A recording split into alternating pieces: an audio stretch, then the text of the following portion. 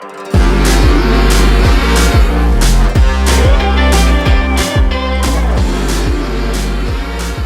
right, my Renowned fam, welcome back to the Renowned Leadership Podcast. Happy freaking New Year. It's 2024, and I hope you all are ready to crush it this year. I know I am. I know my guest is, because this is going to be the year of just amazing accomplishments for us entrepreneurs out there, us leaders out there. Let's get ready to crush it. Today, I got my very good friend Eric Velt on with us. And he is one of the most intelligent cyber geeks I've ever met in my life. No offense, Eric. I'm sure you've heard it a million times and you're used to it. But anyway, go ahead and introduce yourself, Eric, and tell us what you're all about. I'll take it. Cyber geek, cyber nerd. It's all good to me. Uh, like Steven said, my name is Eric Velt. I'm the CEO of Taurus Technology Consultants. We are a business IT solutions company that specializes in cybersecurity, from websites to networking, cloud architecture, and migrations. It's whatever businesses really need to protect themselves the best. And I'm here to provide that knowledge and train everybody, whoever needs it. Absolutely, I love that. And so, I mean, it's funny because when I first met Eric, oh, by the way, I totally forgot. This is the year anniversary of Taurus, isn't it? 2 years, 2 year Happy anniversary. anniversary, my man. Happy anniversary. Yeah, That's thank you. exciting. Happy anniversary to me. No, I mean, that's cool because that's a freaking milestone. Like, Not you many know, businesses can do that. not many can do that. Not many can survive. So, and then also, I want to go ahead and I guess throw out kind of a little bit of a warning, not warning, but just like this is going to be a little bit more of a entrepreneurial podcast where we're kind of talking directly to entrepreneurs, people, or people that are involved with cybersecurity in their companies. But this is such an important topic that I felt like it needed to get as much exposure as it can, because man, the nerds out there hacking, they're getting crazy, bro. They're getting crazy. They're going after everybody. It doesn't matter how small of a company you are. They're going after everybody, trying to compromise as much financial information as they can, or whatever. I mean, they don't just go after financial information, do they? They go after everything. It doesn't matter. Everyone and anyone is a target, not just a business, but personal people can be a target, right? A hacker really only needs three pieces of information that they can use to create whatever they need. All they need is your name and your name, social security number, street address. Those three pieces they can submit to a credit card and they can make up the rest. As long as they have enough information to confirm your identity, it's game over. And then they can create any credit card, any loan, any of that stuff. And as we know, hackers, they're very inconsiderate. They're not going to pay that stuff back after they use it. So it's up to you to be that proactive, and report to the credit card companies, I didn't do that credit card. I didn't take out that loan. That's not me. And it's up to the consumer and the business to take that information and be on top of their own things. And that's part one of being on top of your cyber information. That's the number one thing that a business owner and a person can do, is look at your credit report, watch your credit report, watch your credit score. If all of a sudden you're getting alerts from TransUnion, Equifax, FICO, whoever, Credit Karma, whoever's tracking your credit report, and all of a sudden you're getting all these alerts and stuff, and you know it's not you, that's when you need to start conducting your own investigation. Go to Credit Karma. Your score may not be as accurate as what banks may see, because there are the three unions that we see, but there is also a hidden credit report that car dealerships and banks all see of your credit report. There's actually like a hidden fourth credit score that people don't really know about. Oh, wow. So it is truly up to the business owner and the consumer to be as proactive as possible. You get an email, that is the bank. You know the banks aren't going to reach out to you via email, Right. right? There's a lot of common sense out there. There are certain companies that will reach out via email, and there are certain companies that will reach out via paper mail, snail mail, right? Banks and the government, if they want to get a hold of you, they will send you a letter. They Right. will not call you. They will not send you an email. If they I'm, send you an email or they call you, you contact your bank immediately and tell them, I got an email from this address. I got a phone call from this number. Banks have a cyber crime department all devoted to this. And the government has an entire web page, right? They start, right? Well, first there's CISA, right? There's the Cybersecurity Infrastructure Security Administration created under Biden.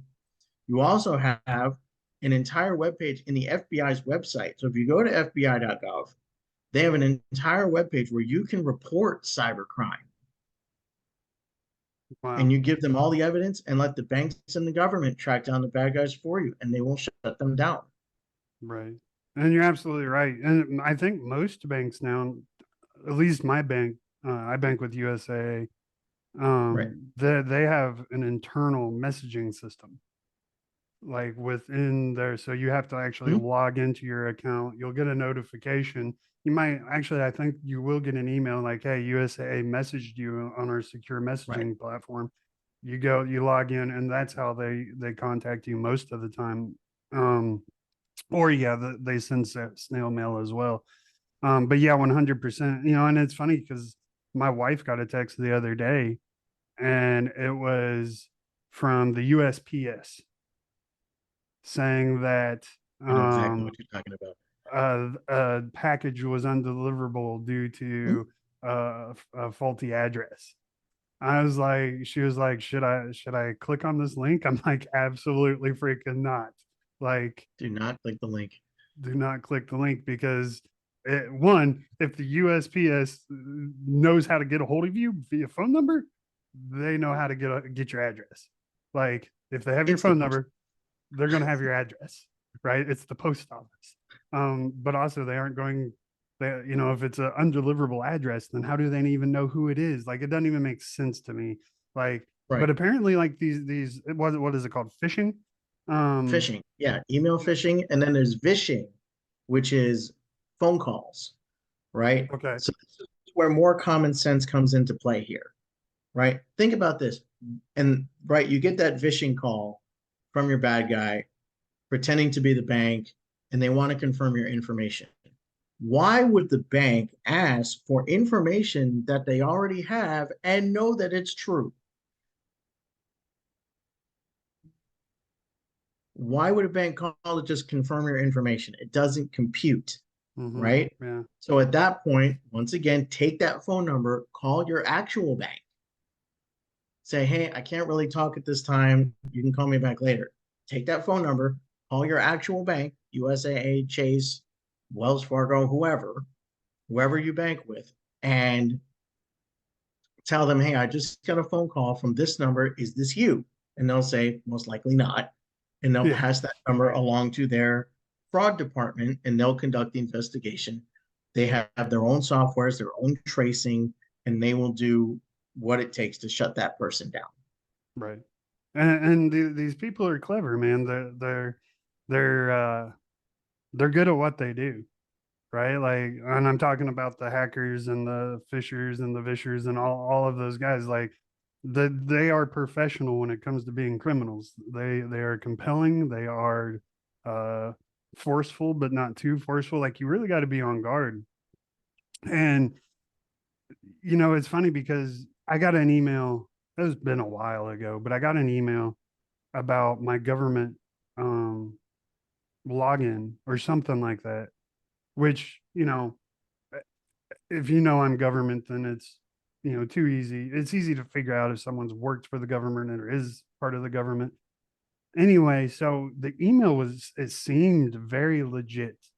It had the header, it had the footer, it had everything, but there are just simple typos that Mhm. I know a government email would not have. And as soon as I realized, like, wait a second, that's spelled wrong. It's like, excuse me, it's like, okay, like this isn't real. And that's where I called the administrator and was like, hey, I just got this email. And like you said, they took it from there and is like, no, that's not right. So I mean, you got to be careful and you got to pay very close attention. And like you said, from the personal side, I love Credit Karma. I know some people don't. I think Credit Karma is awesome. But they're every credit reporting agency, they have their own Equifax, TransUnion. What's the third one? Equifax, TransUnion. Just FICO, This is just FICO FICO. scores. FICO scores are the third one. Okay, so yeah, so they all have their own or app or software you can use, but I highly recommend that. What can businesses do as far as the small mom and pop shop down the street, or the online service provider? What can they do to protect their information, but more importantly, or as importantly, protect their clients' information? So that's such a great option. So I talk to a lot of small businesses and they go, no, I don't need an IT guy. I can handle this myself. When in all actuality, you really do need a cybersecurity expert and IT personnel on your staff. In Florida, at least, I know there are laws that say you have to have an IT person on roster, especially when you're dealing with doctors and lawyers, for instance, because if they lose any data, that's a violation of HIPAA, Hmm. especially if you're dealing with malpractice lawyers, same thing. It's a violation of HIPAA. Lawyers, doctors can actually be disbarred. They could lose their licenses if they lose any patient or client data. That's just a fun fact. What businesses can do is they can look into their filters. So if you look at the email system that they use, Gmail, Office, Spark, whatever, Apple, whatever, look into those email filters and you can set those settings to scan those email addresses. If it doesn't recognize the email address, it's just block that email altogether. So that's a blessing and a curse. If you tell it to block anything it doesn't recognize or does not trust, it could be blocking a potential client. So using a secondary messaging system, like if you let us build your site through Wix, there's a messaging service that people can fill out a contact form through your website and compile your client list that way, and a contact list. Another thing that people can do, say for instance, you own a coffee shop, right? Mom and pop coffee shop, homegrown coffee beans, not like Death Wish, but like, heavy, good stuff, Right. good, nice coffee, maybe a little mushroom blend in there. That's the big trend right now. Gross. I'm running out. I got to order more. Um, you're in a coffee shop, you're relaxing, you got some croissants, some pain chocolat, whatever you got, and you're doing your work on your computer and you want to log on to that coffee shop's web Wi-Fi. There's two Wi-Fi's there. It says coffee shop Wi-Fi, coffee shop, and then there's another one that says coffee shop underscore guest. Which one would you log on to? The guest, right? Because that's the one that's free to the public. That's a fair assumption, but what if I told you coffee shop underscore guest was the bad guy and he's in the coffee Oh, shop mimicking the coffee shop's web Wi-Fi? You log on to the bad guy's Wi-Fi and he's got access to your whole machine, and now it's game over. gotcha. So it's up to the coffee shop to also be alert that, hey, there's another Wi-Fi here that's not us. And that's where your IT guy comes in and says, well, what if I just did some extra scans to see where that signal is coming from? That's where you do some kind of Ghostbuster stuff and you find that person, you can kick them out. Right. So Can you your can you Wi-Fi, create can you create software that does that, or is it like a physical person has to be there, like finding that issue? yes, to both. So you could have like an RF scanner, Hmm. right? You could just use your regular phone and say, hey, there's two Wi-Fi's here. One is not yours. So you can actually, through certain softwares, and scanners, they can actually say, report that Wi-Fi and take it down. So if Okay. you recognize that someone is in your shop and they've been there for a very long time, and you're trying to figure out what's going on with that person, they just look sketchy, look into it. Approach that person. If you can physically chase them out of your shop, that's even better. Or call the cops. 'Cause, I Or mean, call the police. like, You know, yeah, someone's definitely. this right. This is called an evil twin attack. By the way, that's what this tactic is called. It's called an evil twin, where you mimic a Wi-Fi that is readily available to the public. So if you're just a regular customer in that shop and you see these two Wi-Fis and you're not sure which one to really do, go talk to the cashier or the shop manager and say, hey, which Wi-Fi do I log on to? And they'll tell you which one to jump onto. What I've noticed a lot of places that offer public Wi-Fi are doing is they put up signs where it's log on to this, and then they give Right, you the name that you are logging on to, which can right, be but I mean, still, and you know,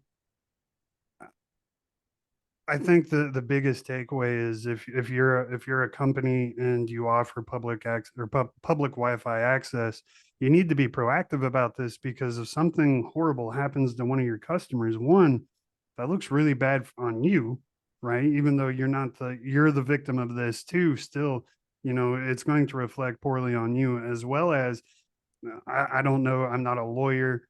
I know Eric's not either, but I'm sure in some circumstances you can be found liable for allowing it to happen. So, right. I mean, of course, like that situation would have to be very dynamic and evolve and all sorts of things, but it could happen. And you got to protect yourself. More importantly, you got to, at least in my opinion, it's more important. You got to protect your clients. Client Right. safety is of the utmost importance, especially when it comes to me. And I've told you my system, Eric, and I got the gold seal of approval from Eric on the Yeah. way I work with my clients, because I'm not big enough really to be able to afford a full-time IT guy. So basically what I do is I store even this recording, it goes on a external hard drive specifically dedicated to my podcasting. And then once we're done, that external hard drive gets removed from my computer, and then at the end of the day my computer's shut down. There's no way to get to my information or my client's information unless you're doing it while I'm working. So how do I catch somebody if they're trying to get into my system while I'm working? Is there a way is there like telltale signs that I would see that, like, oh crap, I'm being hacked, I need to shut down? So it depends on the attack or the virus that's being deployed onto your personal computer. So there's, probably what most people get is a malware or a spyware. So a spyware is a virus on your computer, and it just watches what you do. It watches every keystroke, it watches every click, it watches every website you go to, and it just reports back to the bad guy, and it tracks your movements as like reconnaissance, and then it does what it needs. And that's all spyware does. Malware can be used to just cause chaos. That's what some hackers do. They're not out there to steal information and make lots of money. They're just out there to cause chaos. They're like the Joker from Batman. They're not, there's no end game. They're just Right. they just want to see the world burn, as uh as Alfred Alfred said. says, right? Yeah. He just some guys just want to see the world burn. And that's what a virus that was released back during the pandemic called Log4j. Log4j was equated to as the coronavirus for computers.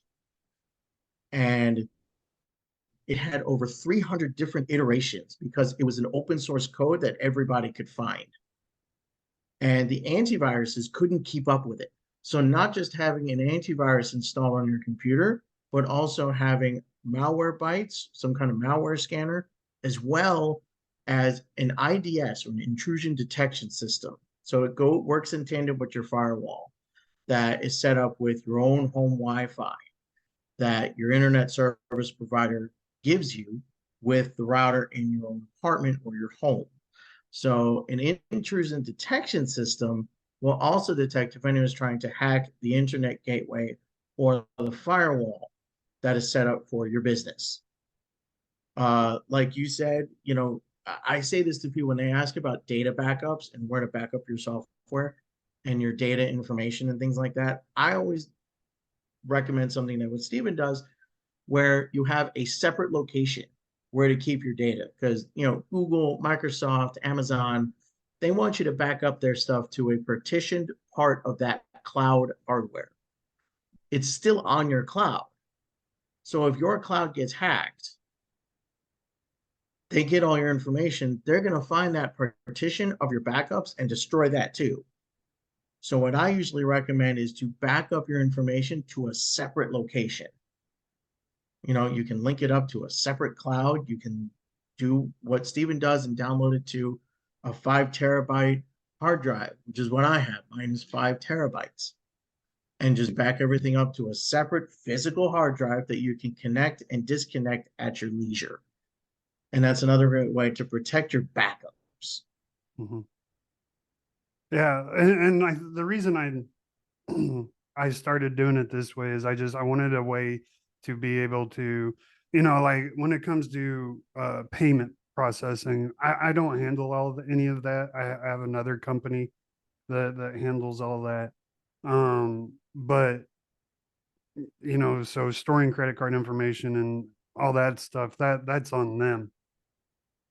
I did make sure, like I did my due diligence before I hired that company, obviously, to make sure they had good Mhm. security.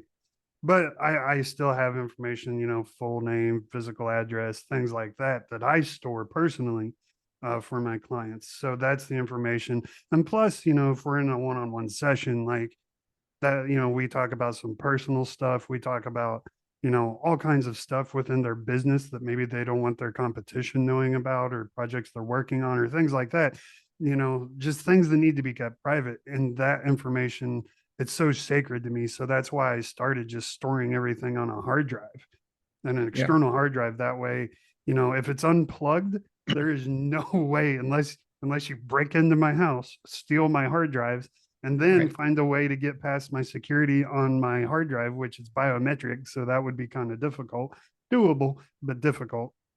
So, I mean, all these things, like, you know, I take my security very seriously, and companies, it's on you to protect your clients. I cannot say that enough. So this year, if you're starting your entrepreneurial journey, or if you've already been doing it and you're not thinking about these things, you need to think about these things. I don't care if you're only doing 50,000 a year in revenue, like you are still a prime target. And actually, after, when Eric and I had talked originally about doing this podcast, we were talking about these exact things. And then I went and did a little bit of research, because I always felt like, oh, I'm a small company. No one's coming after me. I don't have the money. That's actually the furthest from the truth. People like me are prime targets because hackers know I'm not going to have the prime security. Right. Right. You So, run on like stock on what's set right. up on your devices by default. So Right. one of the first things that a small home, small office kind of thing, like a home office kind of situation, the first thing you do if you have your internet set up, change your Wi-Fi name, change the defaults on everything. So once you change those defaults, you're all good. The other thing I wanted to rewind because we are talking about, companies being financially liable. One of my partnerships is with a company called CyberSafe. They are a SOC as a service. So they do those security operations for you. They'll scan your networks and intrusion detection and all of that great stuff. They also brought in a new type of insurance called cyber insurance. So Oh, if your wow. business gets uh, is the victim of a cyber attack, there is cyber attack insurance now Okay. that you can get to protect yourself Okay. in that retrospect. So what we do with CyberSafe is they do all the protections, and then for the clients that do get compromised, they call me and I rebuild their networks. Okay. And that's really what you do, is you build it.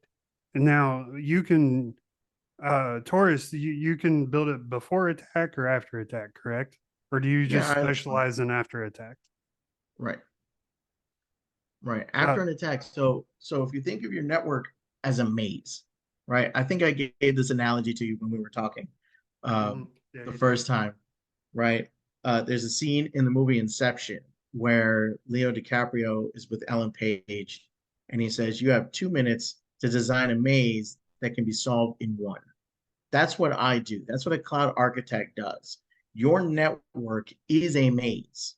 Your business network is a maze for a bad guy to find the servers, to find where all that good information is that they can use against you.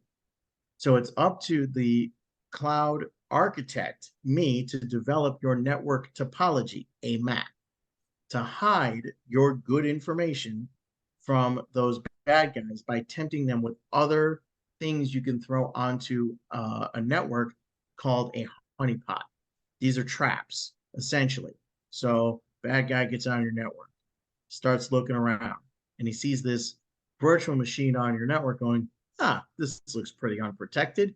He goes inside, he finds some quote unquote fake data, when in all actuality, there's no data in there, but a series of trackers that you deploy to find the bad guy. Right.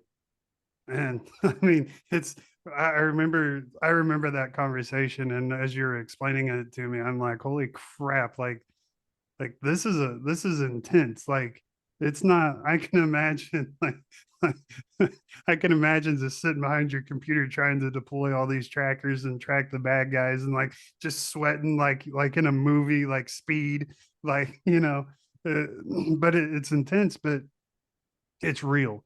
And I think that's the most important thing we talk about is how real this threat is. And it doesn't matter, like we've already talked about, it doesn't matter if it's you personally or if it's your small business, your side hustle, if you will, or you're a large Amazon type corporation. You are very much in at danger, at risk, and it is your responsibility to do your due diligence and protect yourself.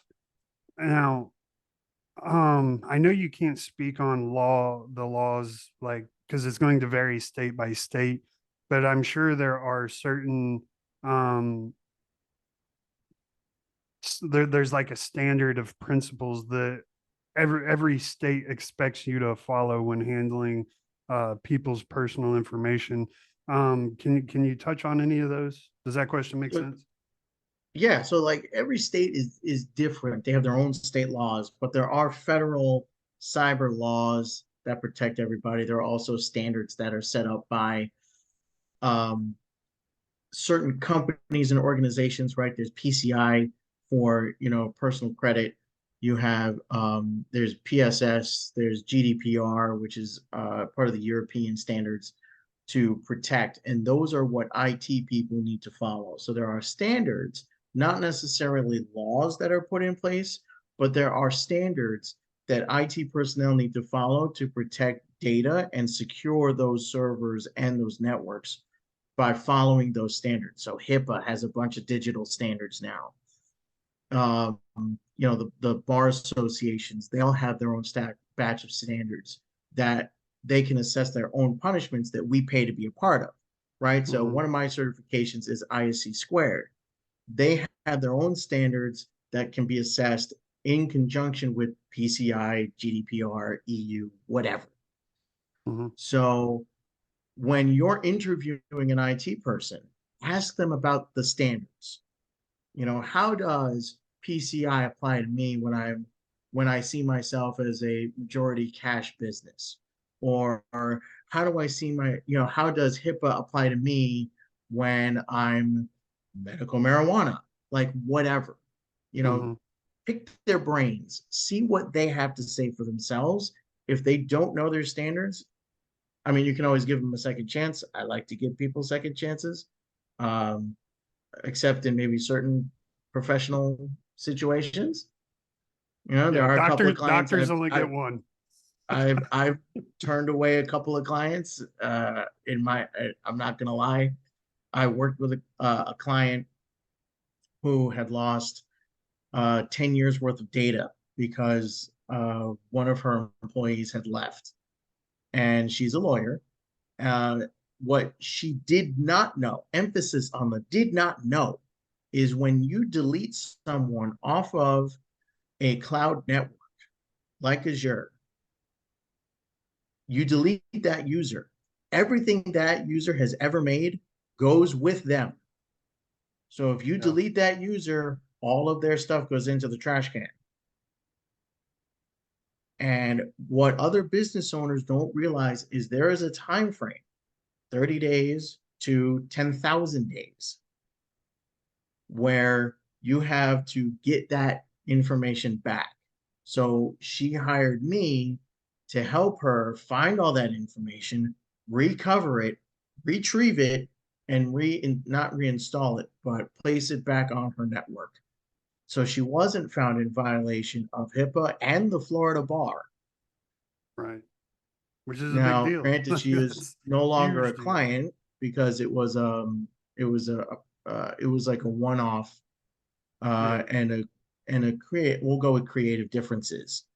Um, I don't want to get too much into detail. Right. It's not like she's listening, but I don't want to get too much into that. But and we had our own little creative differences.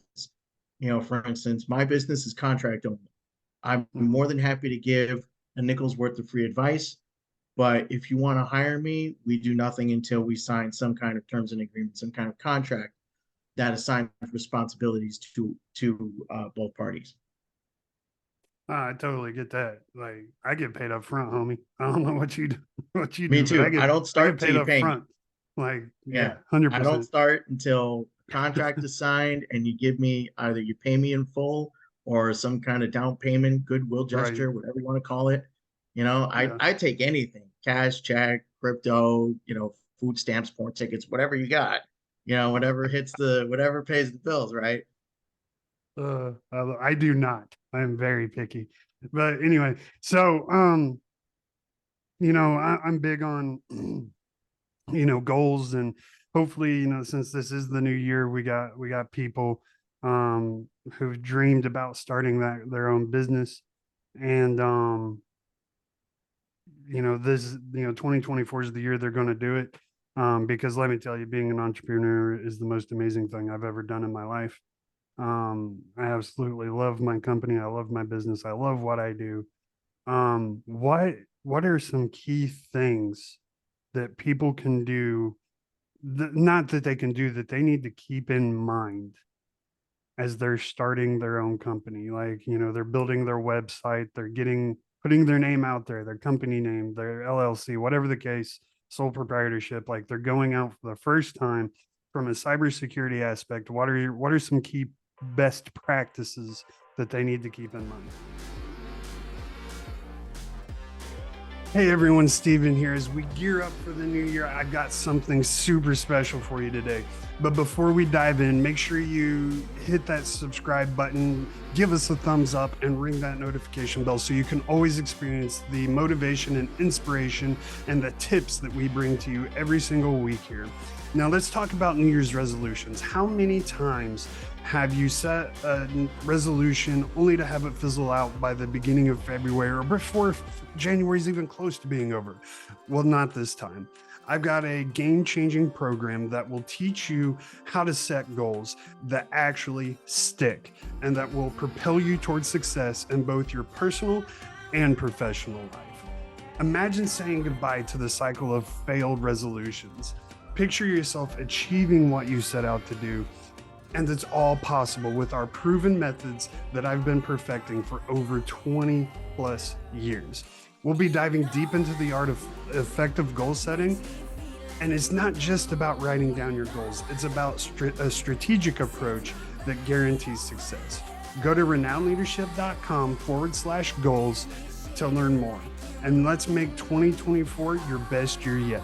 We only take 25 new goal setters every month, and spots fill up fast. So make sure you get yours today.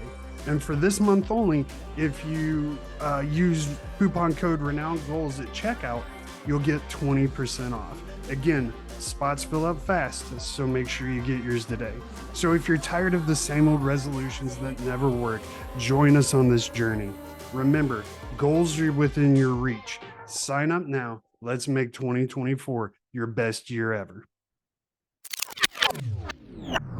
I mean, you're starting your business from scratch, and I totally sense it in everything you said. I love what I do. I love to educate and I love to secure things. I am a sole blue team, like defense wins championships. Like that's me all the way.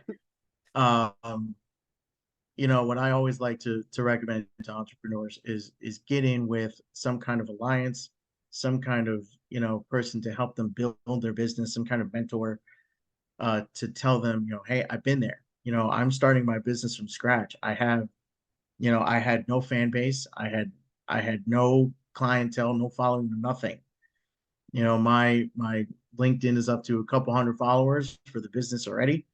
And that's thanks to you guys and the other people I've met through Lunch Club and building and CyberSafe has been wonderful for us. And I have my own director of marketing. Secure put those defensive measures in place now. Yeah, you may not have any data to secure at this moment or a network that's worth hacking, but be prepared. Get yourself prepared. Think about, if I am going to be working on my house, I need to secure my router here. Mhm. If you're going to be working off of cloud-based software, like I do all of my client information, and I do my business trackers through a website called Airtable. Do your research on how secure they keep their networks. So if Airtable gets hacked, your network and your data is still safe. Right. Even on Airtable, back that information up. You can export those tables. So Airtable, let me rewind. Airtable is a relational database. So you create a base and you can create a series of tables and link all of the data within those tables to different places. So I have a financial tracker. So that tracks all the finances in the business. I have a client tracker. All of my client information is there.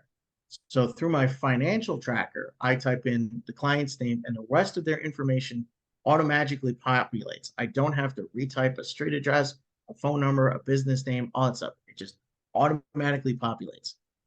I can export that base as a spreadsheet, a CSV, or a PDF.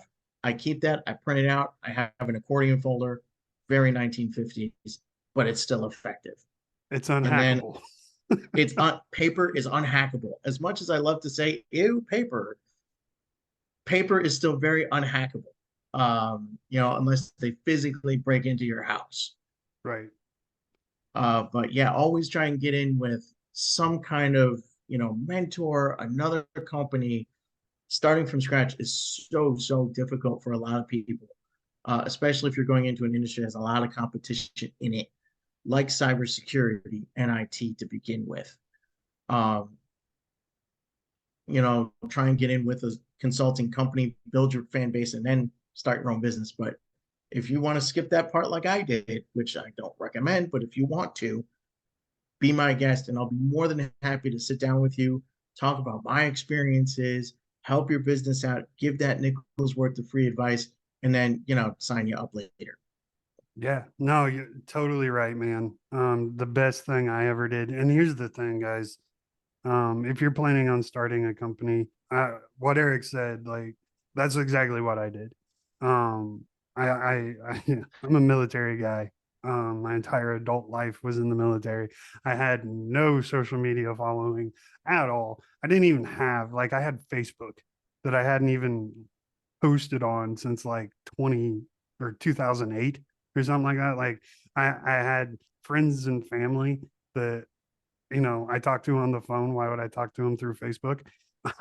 So I mean, like, I didn't use, I absolutely despise social media, to be honest with you. I can't stand it. The worst part of what I do is posting on social media. One of these days I will have a social media person that's all they do is just do my social media for me because I absolutely hate it, but I'm not there yet.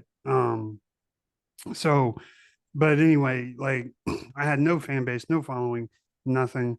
But absolutely what you said is I went out and hired someone that and it was expensive. It was about 30,000 for the year. And I had to get a loan. That's fine. I had to go in debt. That's fine. Don't expect this to be a cheap process. because it's not. But you got to have people that, you know, why reinvent the wheel, right? And you were talking about going into a saturated market. I don't actually believe in saturated markets. I see that as proof that it works.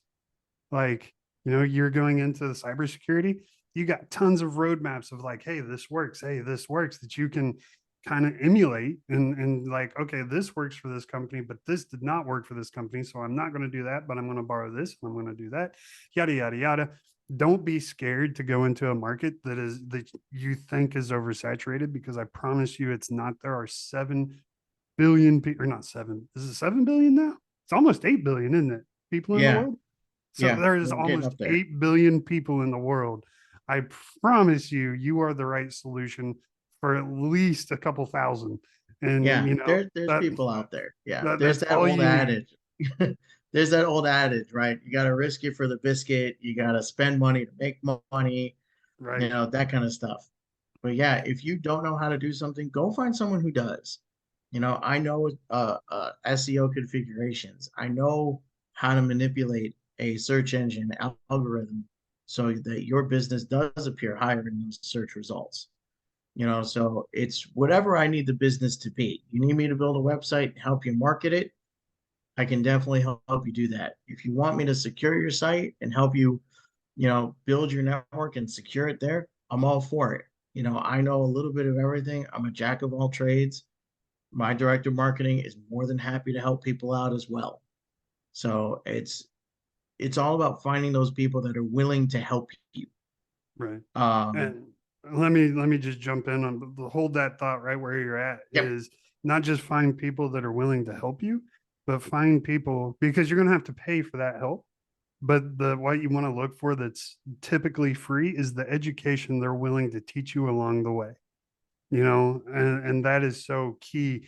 Whenever I hire someone to help me with something that I don't know how to do, I'm looking for that person to teach me what they're doing along the way, so that not necessarily so I can do it in the future, just so I have a working knowledge of what's going on.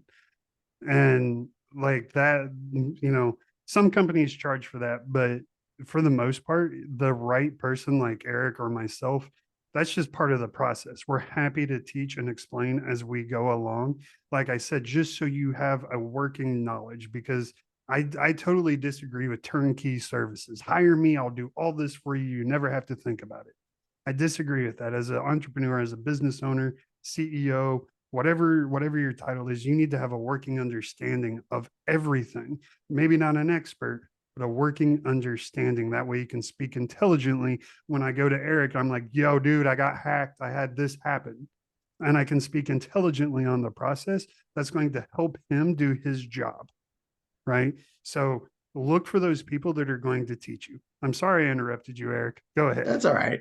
That's all right. I was just going to give a big shout out to my mentor, who's an immigration attorney and 5 offices nationwide. So he's more than happy to give that nickels worth of free advice, and it's just invaluable for what he's done, what he's tried. He's always changing things up. I was talking to um, someone last night on Lunch Club out of Singapore, and one thing that we kind of talked about too was about mindset and how you approach things and having the right positivity and approach the things. I told him, I said, I'll never have a successful business. My business will never be successful, because if I say I have a successful business, I've reached the pinnacle, I've reached the top where I've plateaued. I always want my business to be growing. So by saying I don't have a successful business creates that extra drive that you would need to go find and expand the business. I see what you're saying. Disagree with it a little bit, but I see what you're saying. So here's why I disagree. You gotta have. So first of all, what does success mean? Right? Is success defined for you? Right? So Right. success, it may not be a financial number. It may not be. Maybe success for you is I have a staff of 10. Then I'm successful. Okay, that's great. You got your staff of 10. You've been successful. what is the next milestone? Right. So, and the reason that's so important to me is because, at least for the way I work, is if I don't have these small wins, I'm going to lose motivation so quick. I'm going to lose Right. inspiration so quick Yeah. because I need that. Okay, this is working. I'm doing it. So, I mean, I'm not saying what you said is wrong. I'm just saying for No. me personally, that's what works for me. But no, you're absolutely right. Like you got to be on that journey of growth as an entrepreneur because, oh dear Lord, as awesome Yeah. as you think you are right now, the market is about to show you otherwise. Right. It doesn't matter how arrogant or egotistical you are.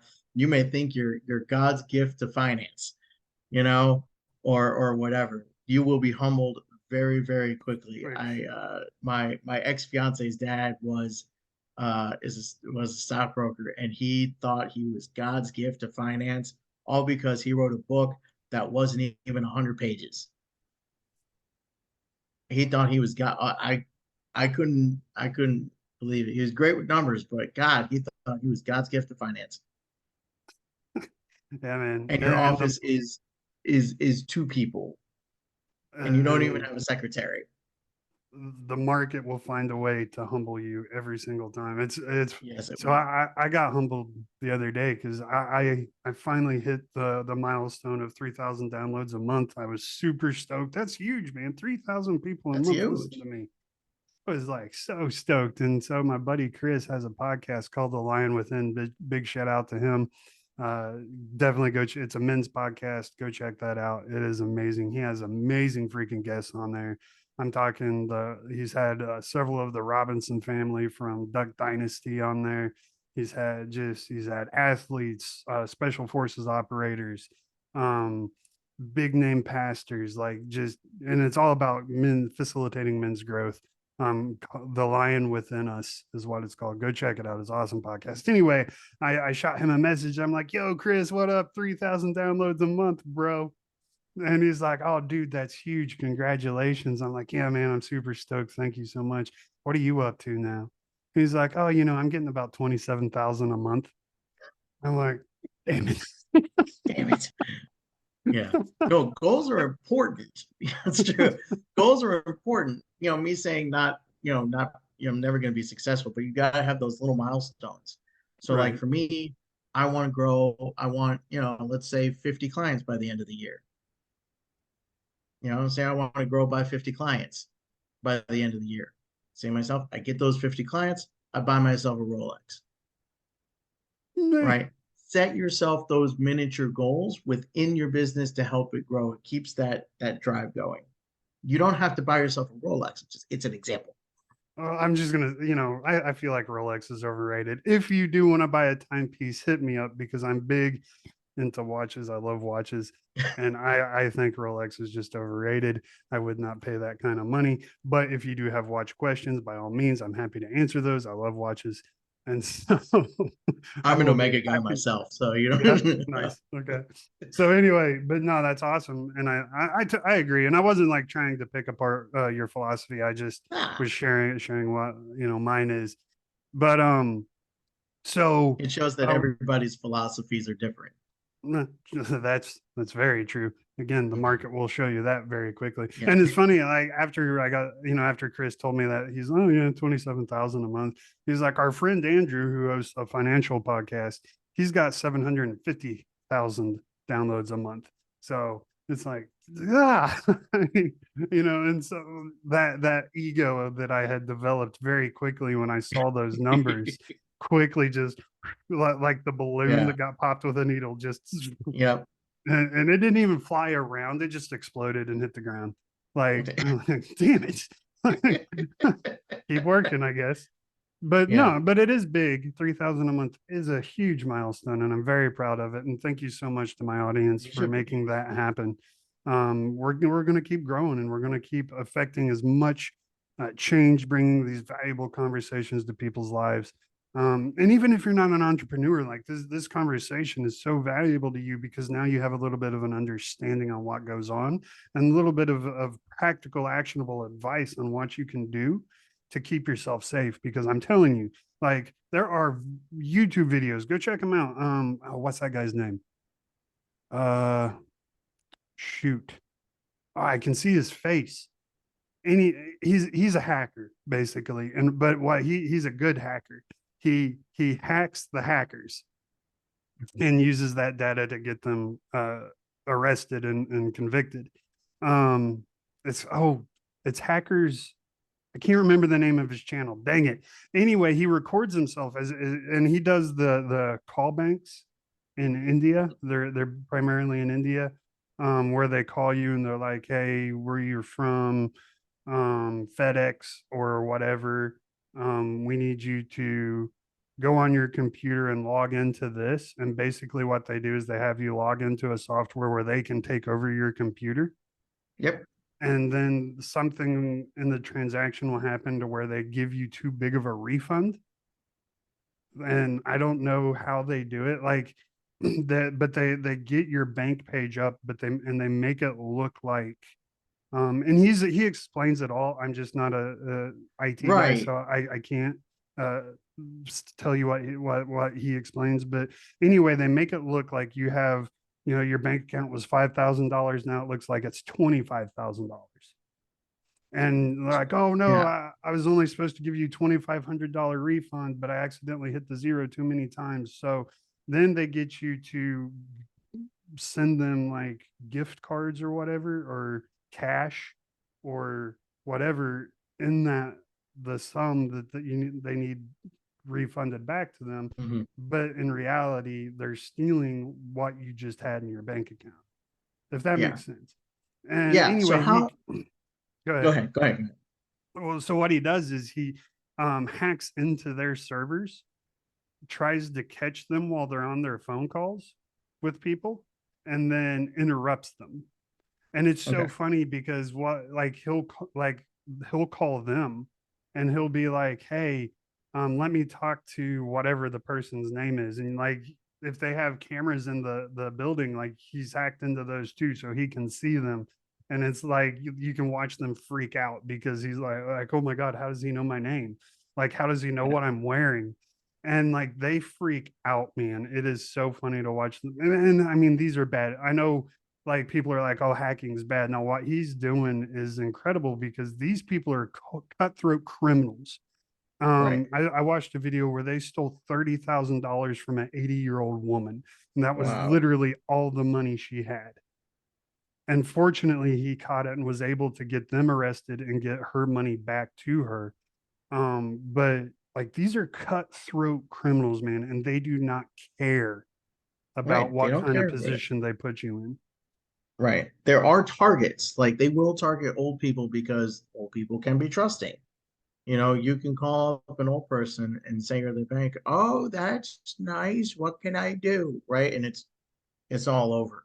So there's two techniques that he's using in this in this scenario, right? So the bad guys are doing what is known as a website spoof. So they interrupt your connection. So that's how when they remote in, they put up a website that looks like your bank, Mm-hmm. right? If it walks like a duck and it quacks like a duck, it's a It's a spastic duck. monkey with web feet. It's what? A That's how you know spastic it's monkey fake, with right? web. If it Gotcha. walks like a duck and it quacks like a duck, it's a spastic monkey with web feet. Gotcha. So you can thank Ross Perot for that. Well, Dana Carvey said it first, but he was Ross Perot at the time.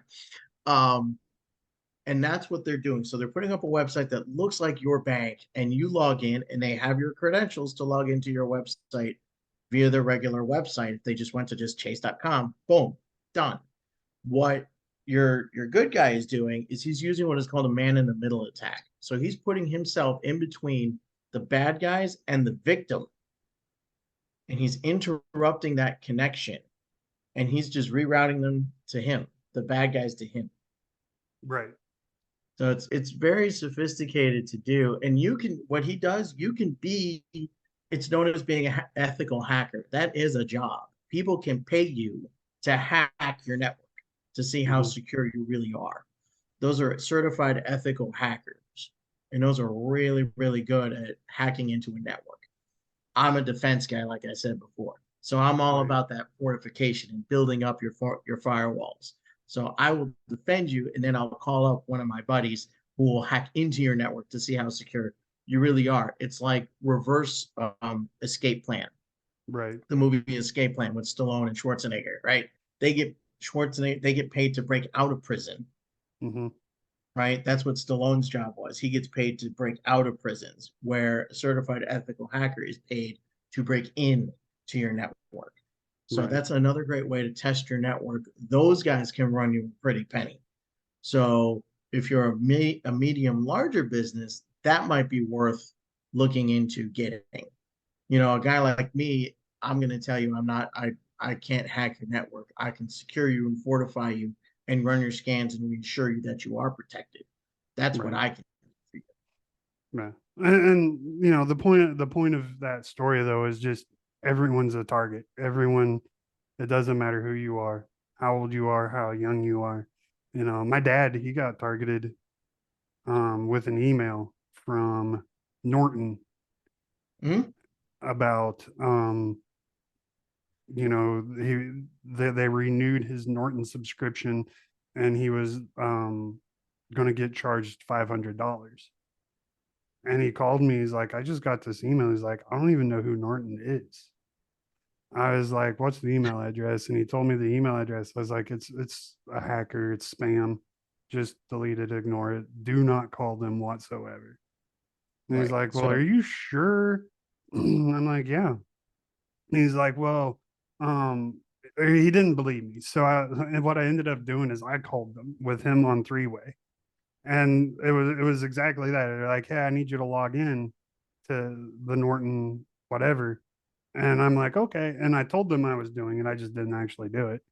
And I just asking stupid questions. And of course they were Indian and not throwing any shade at Indians, but unfortunately a lot of these call banks are in India. So, yep, nothing I can do about that. But and so I mean, it was obvious. It was a hacker, and I just played with him for a little bit until he figured out I was playing with him. He cussed me out and hung up on me. But yeah, man, like my dad, he has no like I have to go set his remote for him. When his home network goes down, I have to drive all the way 40 minutes to his house to go set it up for him. He knows nothing about anything when it comes to tech. And I'm not a tech yep, guy, but I mean it's horrible. But anyway, um, so we're coming up on time, Eric. I want to go ahead and give you an opportunity to throw out your info so people can get in contact with you and get themselves safe. So, how can people absolutely. get a hold of you? So we're on Facebook and LinkedIn. Just search up Taurus Technology Consultants. We're right there. You can go to taurustechnologyconsultants.com, or you can email me directly, evelt at taurustechnologyconsultants.com. Thank you so much for having me, Stephen. This was a blast. Can't wait to, maybe come back, do it again. Yeah, absolutely, man. Of course, the invitation. When you write your book, I would be happy to. We'll Of launch it on course. here. Done that a Of couple of course. times. So, We but have anyway, uh we go have a ahead. free ebook on the website as well. So you can Okay, head over to our site and download your free ebook of basic cyber defense. And it's all yours. Call us up when you're ready. absolutely, that is amazing. Download that book. I'm sure it's great. I have not read it yet. I will be sure to go get that though. And as always, I'm going to have all of Eric's links down below in the show notes in the description. Whatever platform you're on, just scroll to the bottom. They're right there. Make sure you click on him. Go give him some love. And it's the new year, guys. So if you have not enrolled in my purposeful success program, where I help you define your goals and teach you how to go crush those goals, I highly recommend you do it. I do a webinar a couple of times a month. So head over to renownleadership.com, see when my next live webinar is. And it is 100% live. You get to ask me questions through the entire thing, and I get to teach you. So make sure you go head over to renownleadership.com, go check that out. And we're going to use that to help you crush your goals this year. It is the new year. Happy new year. But before I let you go, Eric, every guest, they get the opportunity to have the last word of wisdom. So the question for you, even though we didn't really talk about leadership today, The question is going to remain the same. What advice do you have for people to lead like champions? It's all about being in the right mindset. You know, for me, it's been that way. I was a teacher for 10 years, and you know, being in a very very stressed environment as a teacher with lesson plans and kids and parents and admin and tests and things like that, waking up at 5:30 in the morning, dreading where you go, you know, it creates this ripple effect. Because of how down I was as a teacher, I was attracting, you know, down people, so to speak. I was attracting the wrong type of girlfriends, until I flipped that switch in my head and said, I need to make changes. I got out of teaching. I was happier. I was lower in stress, and I was attracting a higher caliber partner for my own life. And I was surrounding myself with the right people. So to me, leadership is all about being in your own head and being confident in your abilities and how positive you are. I love that. You're absolutely right. And you show me your five friends. We've heard that adage a million times. You show me your five friends, I'll show you who you are. Like, that is just true, because like you said, you attract where your mindset is. That is exactly who you attract. You And lose a client, two more show up. That's how it is. absolutely. Yes, absolutely. So, there you have it. I'm not even, nothing else needs to be said on that, guys. Again, Eric, thank you so much, my brother, for hopping on Thank you here for and having sharing me. some Happy stuff. New Year. Yeah, happy 2024, y'all. This is going to be a great year. I am stoked and ready to go. Let's go. This is going to be a great year for Renown, for my Renown fam, for all my Renown friends. This is going to be an amazing year for us all, and I can't wait to see what it has in store for us. It's going to have its downs, but it's going to have some highs too, baby, and it's all about those highs. It's going as high as we can. So, with that being said, that's going to wrap it up for this special edition. I will see you all next week. And in the meantime, don't forget, everybody, lead like a champion. I'll see y'all later. Bye.